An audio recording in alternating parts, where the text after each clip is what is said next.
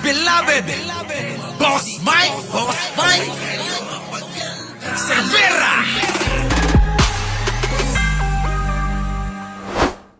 Ni Senate President Alan Peter Cayetano ang 6 na buwang preventive suspension. Nako mga kababayan, inaharang po ni Cayetano ito pong si Boying Remulla sa suspension order. Kita nyo, nako, papayag ho kaya ang neto, ombudsman. Hinaharang ho inaalmahan ho ni Cayetano na kailangan daw hindi masuspende.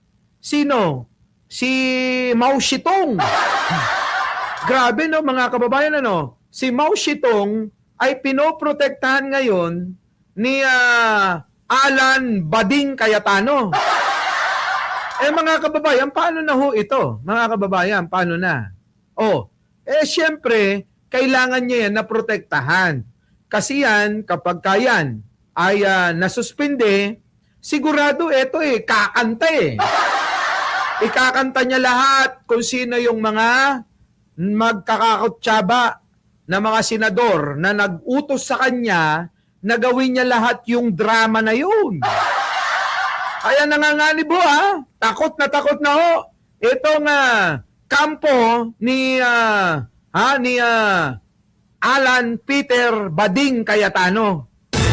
Nako mga kababayan paano kaya ito? Sige tuloy. Hinaharang Ombudsman kay Senate Sergeant at Arms Mau Aplasca. Bukod sa Office of Sergeant at Arms, iimbestigahan din daw ang NBI, PNP, pati si Senator Jinggoy Estrada. Patay. Doon sa viral na video niya na nag-uutos itago ang CCTV ng Senado. Talagang maiinit yung sinabi ni Jinggoy Estrada na itago yung CCTV mga kababayan Talagang mainit mga kababayan. Talagang eto viral Nasa frontline ng balitang yan si Camille Samonte. I came here to announce the... Ay ganun talaga Iris J. Ramirez. Sabi ko nga sa'yo, pag pumupunta ako ng mall, pila-pila ang mga nagpapapicture.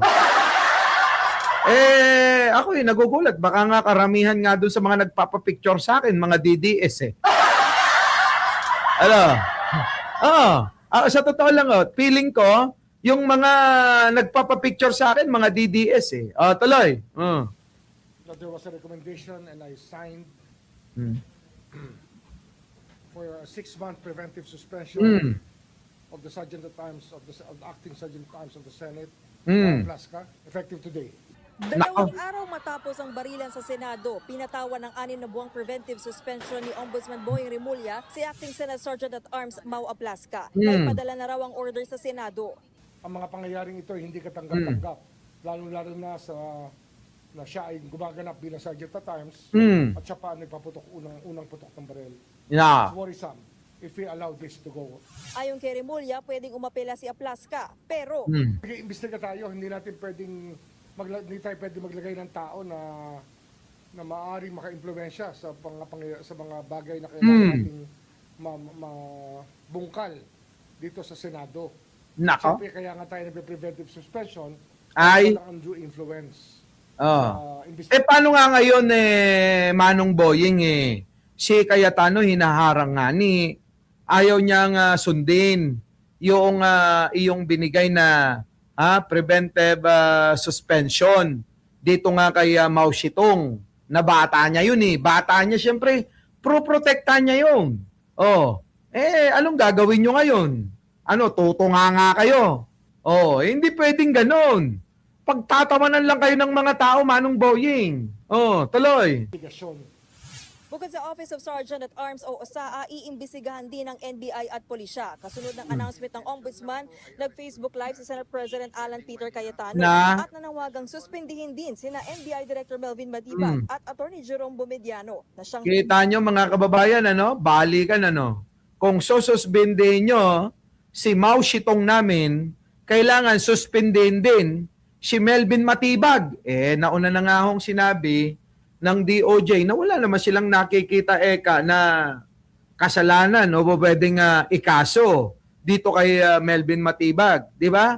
Wala silang makitang grounds para suspendihin. Eh yung pong si Mao Zedong maliwanag na eh. Hepe ng NBI Organized and Transnational Crime Division. Si Bomediano ang itinurong nag-utos daw sa naarestong gunman umano. Ah. Hit ni Cayetano at Aplasca, pumasok sa loob ng Senate premises ang mga NBI agents. Ako po, nandun po ako sa team na nag-check na may presence ng arm. Ano ka ba? Nandun ako kahapon sa Grand Central. Hindi mo ako nakita. Kumain nga pa nga ako sa Kabalen. Teresita, tano, sayang. Dapat tinext mo ako. E di, sana, di ba? Nako, nandun ako. Sige, tuloy. Individuals, yung premises na kasama po sa Senate. Hindi po ito premises ng GSIS. Umaga pa lang daw nitong Miyerkules. Kita nyo yung sinasabi ho, nila na premises daw ho yun ng Senate, hindi daw GSIS.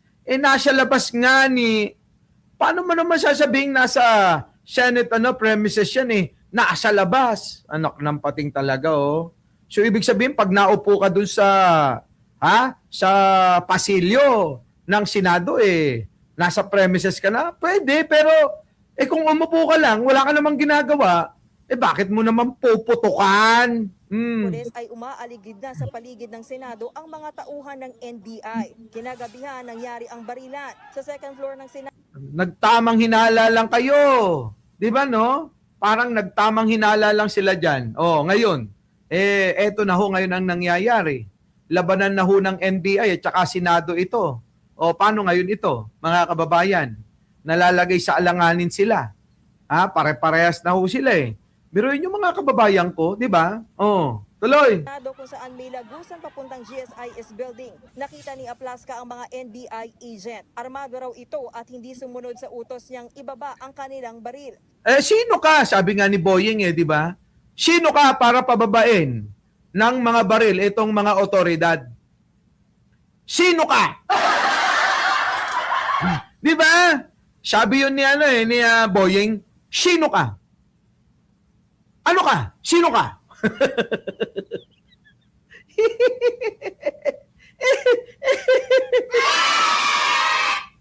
baka naman malakas ang ulob kasi nga, syempre mga kababayan, paano hindi naman lalakas ang loob niyan? Basbas nga ni Alan Peter Cayetano at saka ni pumalit kay Cynthia Villar etong nanay ni Libiste, 'di ba? Lauren Legarda.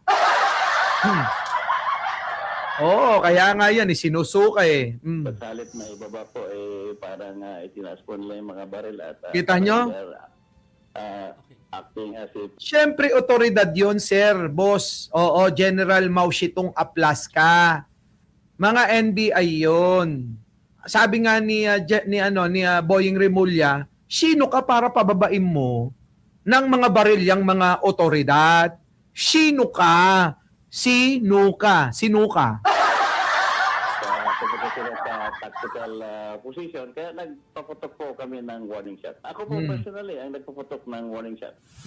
Aminado, no? Yabang pa, no? Ako, Eka, Leonora Brown. Ako, Dimple Smirnoff, Ako, Eka. Makulite, ang nagpaputok. Yabang, ano? Naman, sa bahagi ng GSIS kung saan naroon ang mga taga-NBI, sinabi rin nilang si Aplasca nga ang unang nagpaputok ng Yan. Kita nyo, siya daw ang unang nagpaputok at aminado nga naman Mayabang nga inamin niya na siya yung unang nagpaputok Yabang talaga mga kababayan ni Mao Zedong. Oo. Ganun talaga mga kababayan kapag syempre binasbasan ka ng Senate President, binasbasan ka ni Lauren Legarda, binasbasan ka ni Marcoleta na ngayon hindi na makapagsalita ang putang ina. Sino pa? Binasbasan ka ni Jinggoy Estrada, binasbasan ka ni Bato de la Rosa, binasbasan ka ni Bongo, ni Robin Padilla. Siyempre, yabang mo noon. Ang dami mong kakampi. Siyempre, yabang mo noon. Puta, lahat pwede mong gawin. Para bang sino ka? NBI ka? Ibaba mo yung baril mo. Puta lang, puputokan kita pag di mo binaba. Ganon ang ang peg ni Mao Zedong eh. Di ba, no? Oh, pati si Baba. Siyempre, binasbasan rin siya ni Baba. Oh. Bilang self-defense daw gumanti ng putok ang NBI. Ah. Dahil sa nangyari, gate ni Senate President Alan Peter Cayetano. Oh, yan oh, yung papalo-palong gano'n ng putang inang bakla na to. Di ba mga kababayan, papalo-palo? Oh. The Senate is under attack. Oh, kita niya, under attack pa, hoy! Under attack nga ni. Oh, the Senate is under attack. Pinipilit talaga, no? Yari ka sa, bukas yari ka. Was under attack. Pero napag-alamang 27 na beses nagpaputok ang USAA habang ang NBI 5 beses lang ayon mismo kay DILG Secretary John Vic Remulla. Oh, ayon kay John Vic Remulla na isa pang pasaway, eto na ho, ang tapang-tapang ho ni Mao Zedong. 27 po ang pinaputok. Samantalang sa NBI, 5 lang. 5! Kita nyo mga kababayan ko, bakit ang dami-dami nila na pinaputok, hindi nila alintana na maaaring tamaan yung baba ni Amy. Hindi ho nila alintana na nagdidelikado yung piluka ni Marcoleta na baka tangayin ng bala. Hindi nila alintala yung baba ni Amy na talagang kahit itago mo, nakalitaw pa. Hindi nila alintana mga kababayan yung tiyan ni Jinggoy Estrada. Ay, na kahit lumitaw mga kababayan, ha? Kitang-kita. 'Di ba? Kaya ngayon tahimik si si Marcoleta. Mukhang may trauma pa si Marcoleta ngayon. Oo, may trauma. Sabi ni Marcoleta, Diyos ko. Buti na lang talaga nakakubli ako. Kung hindi, baka tamaan yung piluka ko, tangayin, ano? Tangin na yan. Ay, nako. Sige, tuloy. Pati ko natatawa sa katarantaduhan natin eh. Liwanag pa ni Aplaska, warning shot lang ang ginawa niya. Nako, kita nyo, warning shot, 27, Rowena. Pasyoko. Thank you naman, ano. Pero mo, warning shot yung 27 na bala. Kapal din ang mukha nito talaga eh. Nagbigay po ako ng order na kung ibaba nila yung mga baril. Hindi naman sila nag-comply. Kaya po ako nagpaputok ng warning shot. Ilan po ang pinaputok, General? Ayan. Po, Ted, ang warning shot po, Ted, sa aking experience, isa lang po. Isa lang daw. Wala pong warning shot na more than one. Giit ni NBI Director Melvin Matibag, walang karapatan si Aplaska na mag-warning shot dahil hindi naman siya law enforcement agent. Yun, hindi naman po law enforcement agent. Itong si Aplaska. Pero bakit ka nagpaputok kahit isa? Sige, sabihin na natin, isa na lang. Kahit 27 pa. Isa na lang. Hindi, wala kang karapatan. Wala kang K. Yun ang ibig sabihin ni Melvin Matibag. Melvin Matibag, pasok! Hindi rin daw totoo na tumapak ang NBI sa Senate premises. Kasi kung hindi naman po siya nagpaputok, wala naman po mangyayari na putukan. Unang-una, kung hindi po sila tumawid, kung pumasok doon sa pintuan, papunta doon po sa bridge, papunta ng GSIS, wala nangyayaring ganon. Kung narinig na NBI yun, dapat nirecognize niya, NBI pala to, law enforcement to. So, ibig sabihin, kailangan mag-usap kami. Tama. Hindi po niya magpapababa ng baril, tapos may baril din po siya. Hindi po siya law enforcement, he is a security personnel. Correct. Tang-ina mo Yari ka ngayon, di ba? Feeling pa rin mga kababayan porque may mga kasama. Matibag, kung umaga pa lang pala, nakita na ni Aplaska na maraming NBI agent sa paligid ng Senado, bakit di siya nagtanong? Oo nga. Sinasabi niya hindi ako nag-coordinate. Kung nakita mo na palang gano'n, hindi mo the prudent thing to do, tawagan mo nga si Atty. Matibag, bakit maraming NBI dito? Sabi po, inipitahan doon ng GSIS, yung presence namin doon is legitimate and legal. GSIS being the owner of the entire complex, ang Senado po ay nangungupahan lang So we have every right to be there. Correct. Nakakasagot dyan ang mga CCTV sa gusali ng Senate premises. Ah. Totoo nga bang nakapasok ang NBI sa Senado? Ah. Sa kabilang gusali lang ang mga ahente alinsunod sa request mismo ng GSIS. Hmm. Naglabas na ng sabina ang ombudsman para makuha ang mga CCTV footage. Sabi Nako. ay walang nawawala na Ah. footage. Boying, boss, amo, wala nga. Walang nawawala pero ayaw kang bigyan. Paano ngayon yan? Ha? Hindi ka naman lang kikibo? Wala kang gagawin, ayaw kang bigyan? Kung ako yan, kasuhan mo na lahat yan. Sapagkat may mga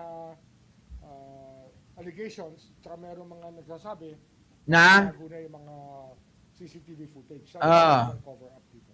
Kasama rin Hindi nakakuha na daw ang PNP Pero ikaw ayaw kang bigyan Kita nyo si Jinggoy Estrada, kahit magtago yan mga kababayan, litaw pa rin yung tiyan. sa paiimbestigahan sa Senator Jinggoy Estrada. Ah. Ngayong viral ang video niyang ipinatatago ang mga CCTV.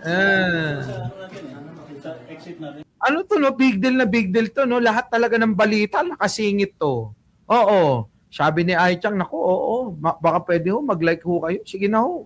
Oo. Kung pwede lang ho lumuhod ho sa harapan nyo Sa totoo lang. Oo.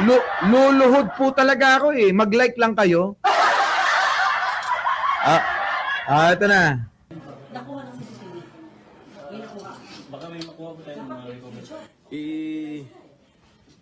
Itago niyo yung CCTV. Paliwanag ni Estrada, wala siyang masamang plano sa kuha ng CCTV. Nataranta lang daw siya, kaya niya ito nasabi at iba raw ang ibig niyang sabihin. Na Toronto daw. Kaloko. Kayo ba'y naniniwala ho na natarantad si Jinggoy Estrada? Mga kababayan, di ba nga kung totoo yung kwento na sa tent nga mga kababayan, nakipagtirahan siya. Hindi man lang nataranta, hindi man lang natakot, hindi man lang kinabahan. Yung pa kayang CCTV lang? Tent yun Tent nakipagbengbangan sa tent mga kababayan Sabi ho nung yung nag-expose. Mga kababayan ko, nako. Hindi ako naniniwala dyan, bahala ka sa buhay mo. Our beloved Boss Mike Cervera.